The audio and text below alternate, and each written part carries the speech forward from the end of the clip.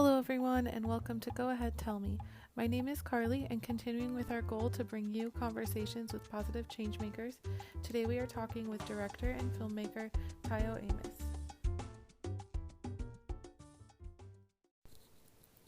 We're so excited to have you here, Tayo. Would you like to start by telling us a bit about yourself and your background?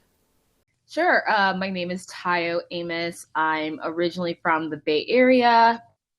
My parents immigrated from Nigeria and settled down there. So I'm one of six kids growing up there. Yeah, which was fun. And, growing up, I would just make, music videos with my friends and my family. It was fun.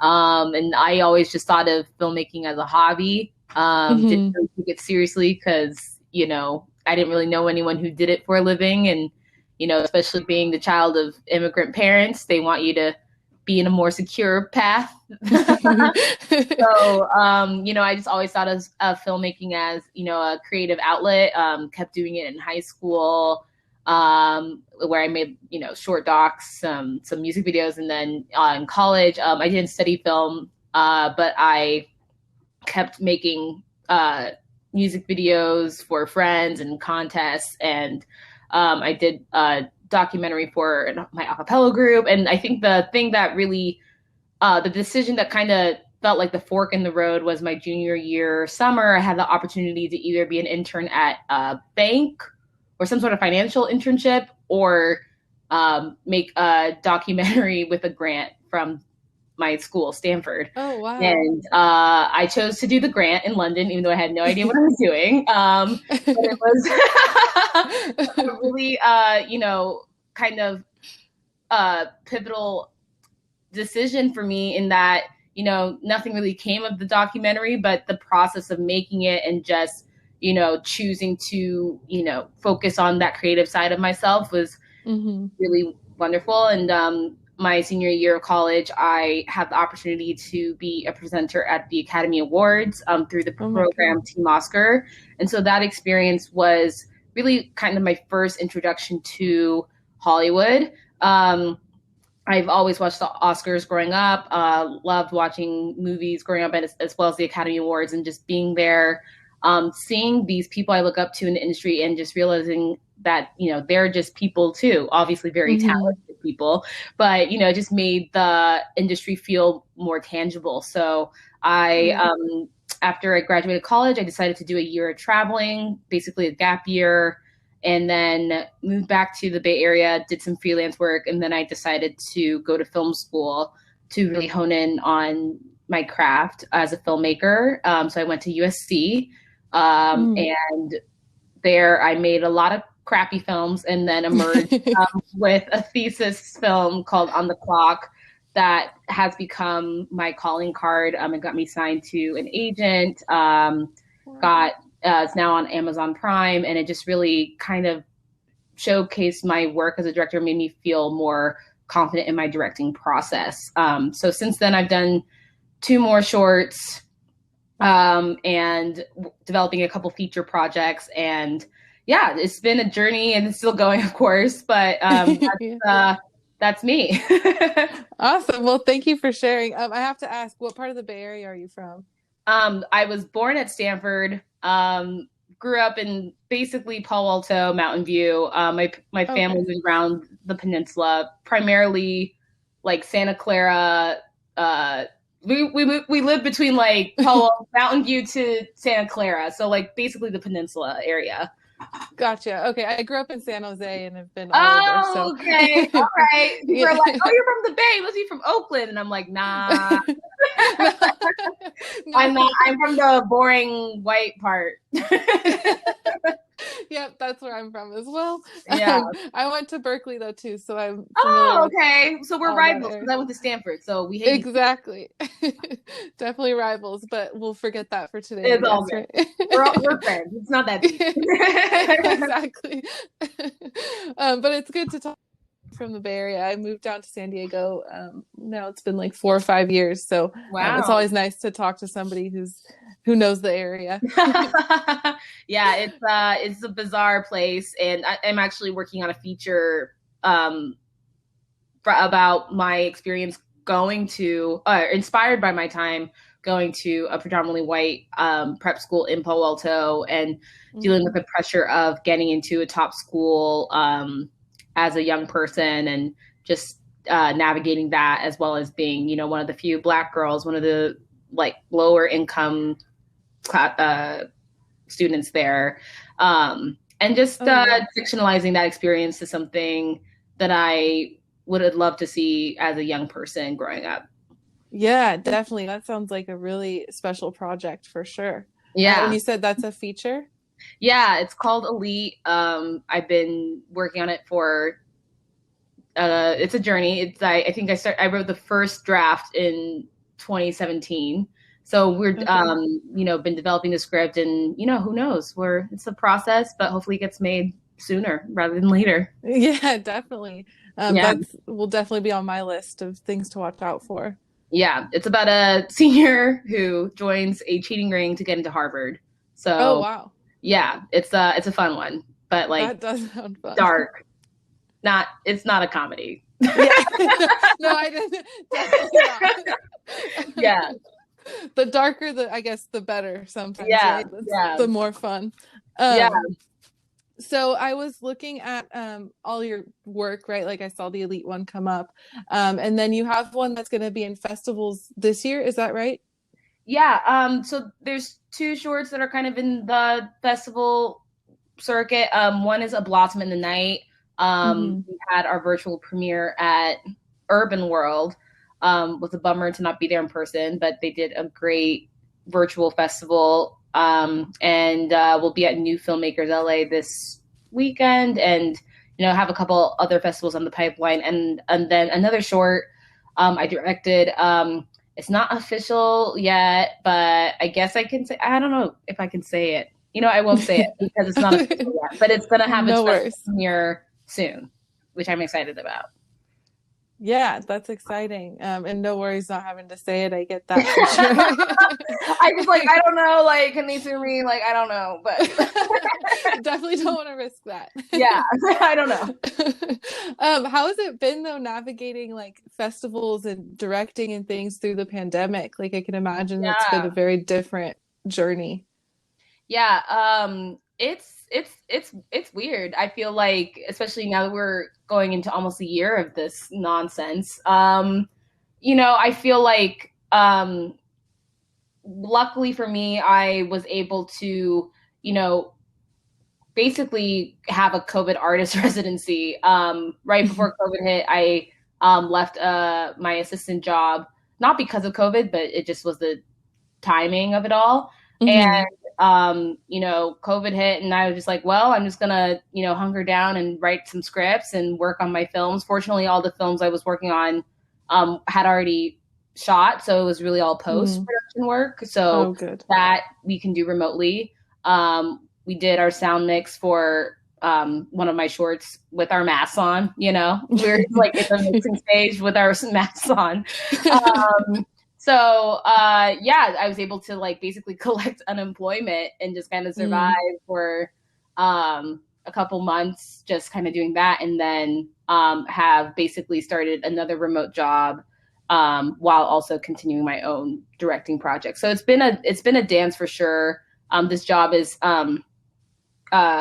focused more on development. So I definitely feel like I'm getting a kind of virtual business school in that sense, where I'm learning a lot about different executives and pitches and how to, pitch over Zoom, which is nuts. I can imagine. Yeah. And I feel like, especially now that COVID has become part of our daily lives, just seeing how people are doing productions during COVID, the fact that there's a new department head called the COVID compliance officer, and, oh my goodness, out the protocol for purchasing PPE and testing, I feel like is become necessary the longer this has gone on. So, so I was fortunate to have I shot a short 2 months ago during COVID, which was nuts. But it felt good to create even amidst the chaos. I guess it was my way of,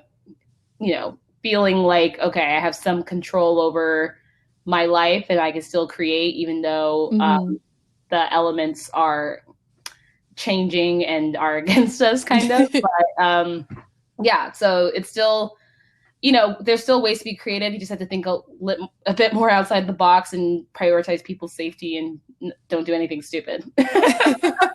Yes, definitely. I can imagine though, like getting back on set, like having a little bit of normalcy, even though it's not completely normal, but I can bet, bet that felt really great to finally get there and get to do something that you love after this crazy year. Yeah, absolutely. Going back kind of to how you spoke about your like dream for film or like being involved in the film industry and your parents being immigrants and things like that. What inspired you like I know you said the presenting at the Oscars was part of it, but what really was your inspiration behind it? What was your motivation really to get into film? Yeah, I think just the creative side of it all. I think I'm always thinking about stories I want to tell, and I'm a very visual person. And so I naturally gravitated towards filmmaking as an art form because I'm just a very visual person and I'm very much an extrovert. So I love like talking to people and just being like, hey, like let's do something. And so I think that's what I love about filmmaking is that it's a community art form. Like you can make a film by yourself, but that's really hard. So I really love the collaborative aspect of it and how you can just really like bring people together. And then in terms of the industry, I mean, there's all these, I definitely thought about representation growing up. And, I think, growing up in an area where, you are the minority and you are not used to seeing images of yourself. And just when you do see, a character or person that looks like you, like it's really affirming in ways that, feels kind of ridiculous because you're like, oh, it's just like a cartoon. Like, why am I like emotional seeing a cartoon character or something like that? But when it's, so sparse and, you don't have much, it's, really important to have. And I think just having those mirrors representation is something I'm really passionate about. And I am of the firm belief that, films can really influence people's mindsets and behaviors. And so I think of filmmaking as a way to, and contribute to the way we tell stories about ourselves and about each other. And especially being from, Palo Alto as a child of immigrants, there's not one way of being Black. Like there's a lot of wonderful Black films and stories, but like, I don't know what it's like to, be in extreme poverty or, have to deal with drugs or anything like that, which is awful and obviously a very real reality for a lot of people. But, what's the reality of, trying to navigate a white high school? Like, how do you deal with that? Like, and I think that there's more and more of that. And so I'm glad that it's not necessarily like there are shows like literally in that case, like All American. That's a show about, a Black athlete trying to navigate a white school. So I'm like, cool, that exists. But it's like, okay, what about the girls in that show, the Black women on that show? I don't know. So, I feel like there's always room for more nuance and different perspectives. Yeah. Yeah. When you mentioned for Elite, you mentioned that it was something that like you wish you would have had on TV when you were growing up. I thought that was interesting. And I think that's something that we're seeing more and more of today, hopefully, like that we're seeing these stories that we didn't have 10, 15 years ago, and people are sharing their stories and having their voices heard, which I think is really important. Like I said, I'm excited to see that feature. Is there anybody in particular that you looked up to as a kid? Like you said, there wasn't stories that were necessarily relatable for you, but was there anybody that you felt was taking that step in that direction when you were growing up? Yeah. I guess filmmakers I look up to, like, I mean, it's funny because like the movies that I first gravitated towards were not, written by necessarily all Black directors. I think like the filmmaker that really made me believe in the power of filmmaking was Christopher Nolan. And I feel like that dude, I was like, oh my God, this guy's incredible. Like, holy crap. The way he, you know, is able to bend time and space in ways, like, I just felt like when I saw his movies for the first time, I was really, you know, intrigued by the art form itself. So he is one person I look up to in the industry. But in terms of, you know, someone who I felt like, oh, like this is actually possible as a career, I think definitely Ava DuVernay, when she first won Sundance's Best Director Award. She was the first Black woman to do that. And that was my that was my senior year of college.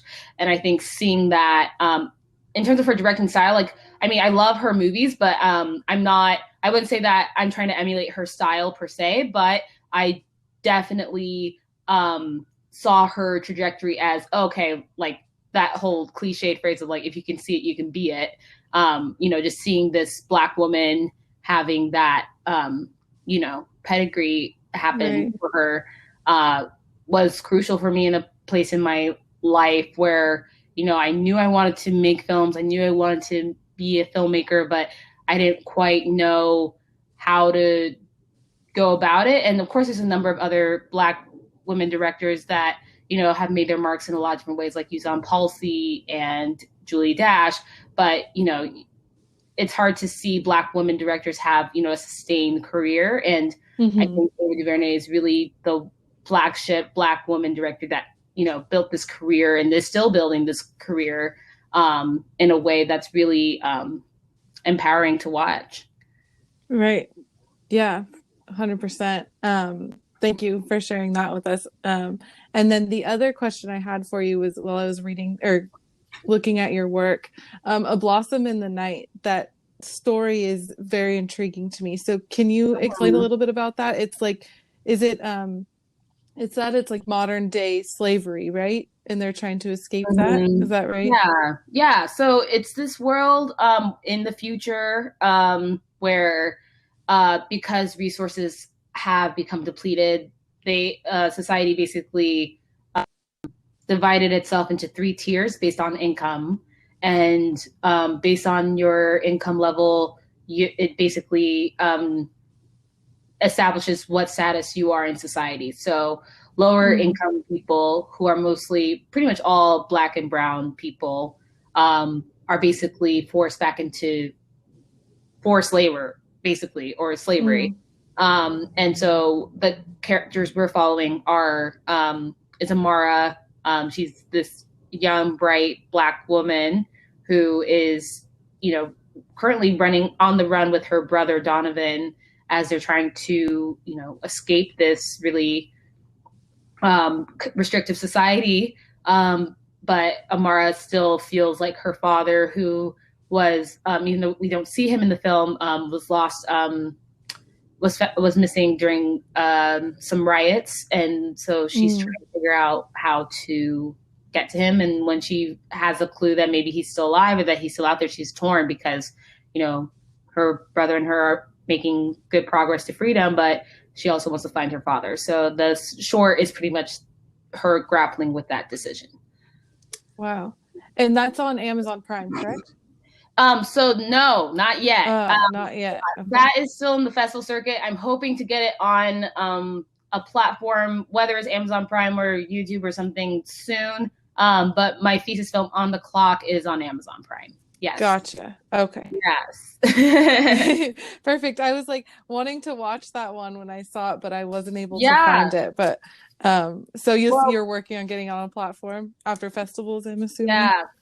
So we'll be at New Filmmakers LA this Friday, and we have some other festivals coming up, like Halifax Black Film Festival, just like a bunch of really wonderful, you know, regional festivals that are somehow still making festivals happen during COVID, which is a feat in and of itself. So, yeah, that's going to be an experience, I'm sure, during COVID.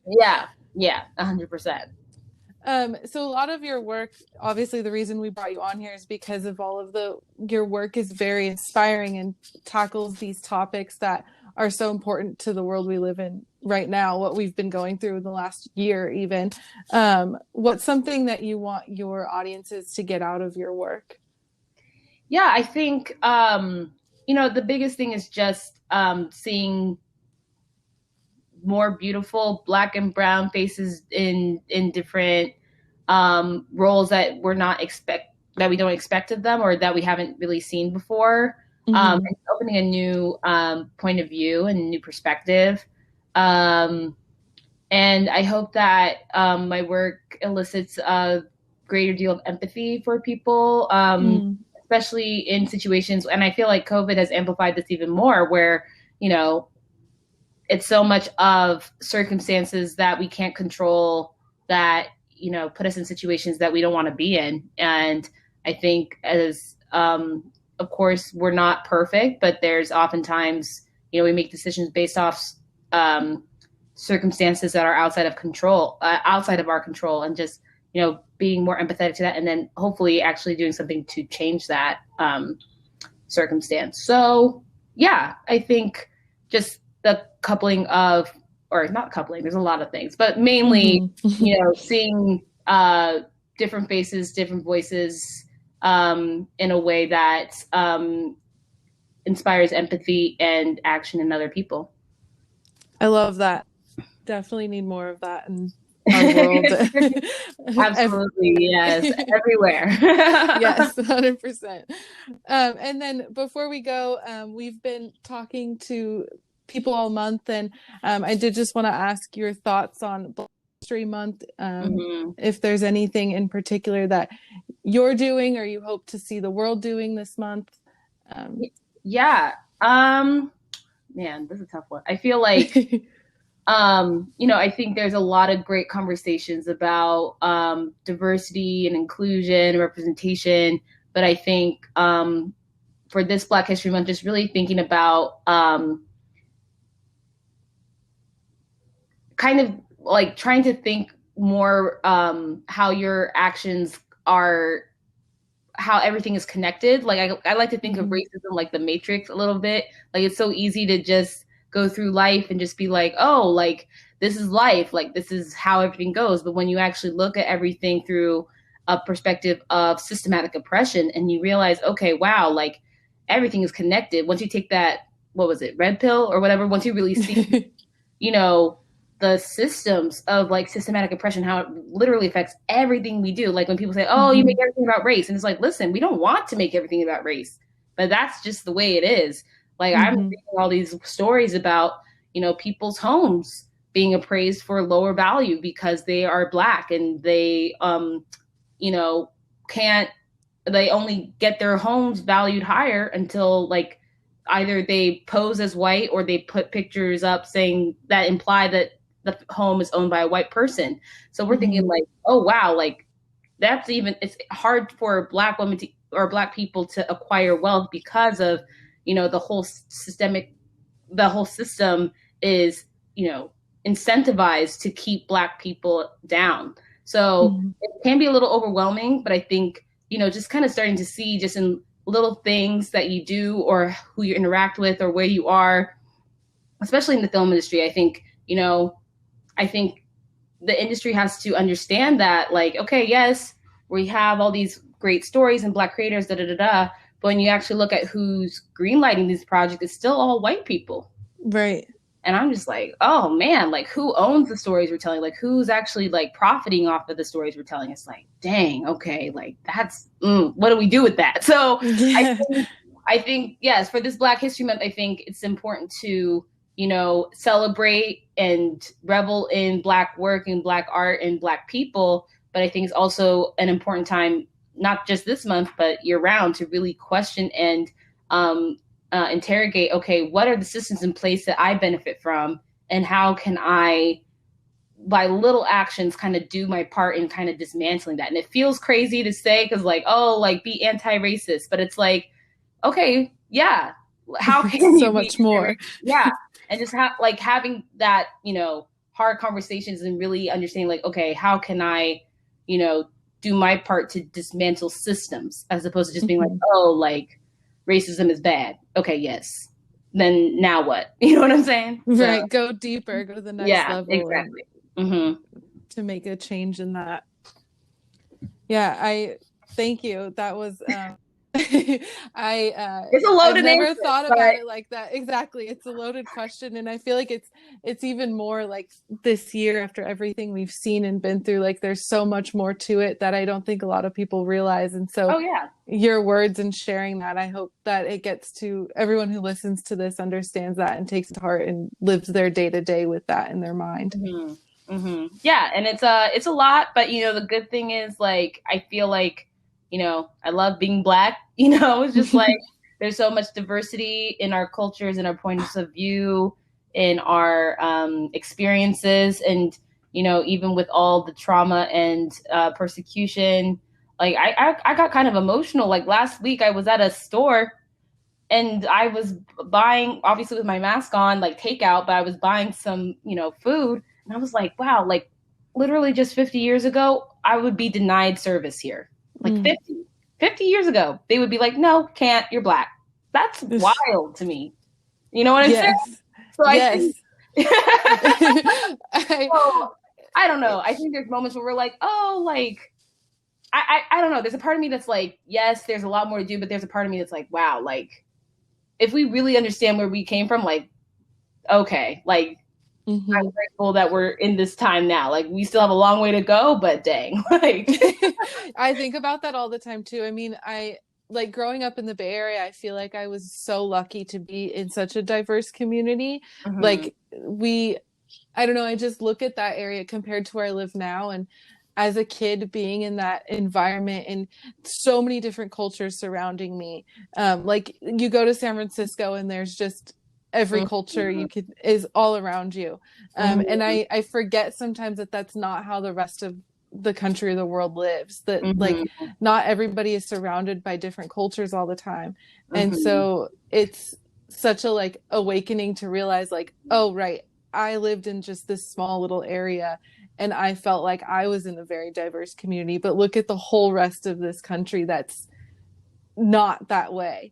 Like my brother lives in Oklahoma and I go there and it's like a whole nother world. Oh, I bet. Oh, wow. Like, what is this? Like, this is not what I'm used to. It's really interesting to think about all the different ways people live, and we're stuck in our own little bubbles almost. Yeah.